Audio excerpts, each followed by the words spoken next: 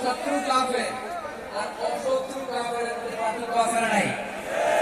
আবু তালেব মুশরিক, আবু জাহেল মুশরিক, কিন্তু দুই মুশরিকের পার্থক্য আছে না নাই?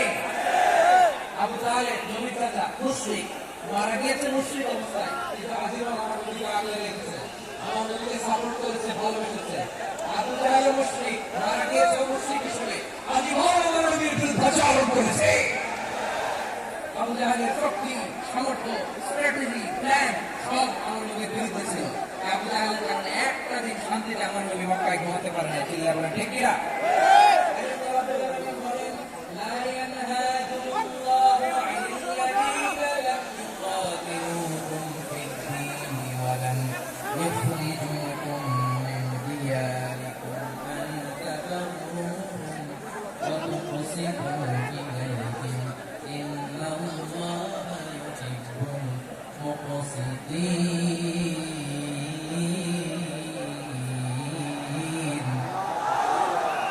আল্লাহ বলে গোলামেরা শুনো শুনো, যে সমস্ত মুসলিম তোমাদের সাথে ধর্মযুদ্ধে লিপ্ত হয় না, তোমাদের বিরুদ্ধে যে সমস্ত মুসলিম অস্ত্র ধরে না, যে সমস্ত মুসলিম তোমাদেরকে তোমাদের জন্মস্থান থেকে মহল্ল থেকে তাড়িয়ে দেয় না, তাদের সাথে ভালো আচরণ করতে আমরা নিষেধ করে নাই, তাদের সাথে সদাচরণে কোনো নিষেধাজ্ঞা নাই, তাদের সাথে সদাচরণ করো, এটাই আমি বলতে চাই।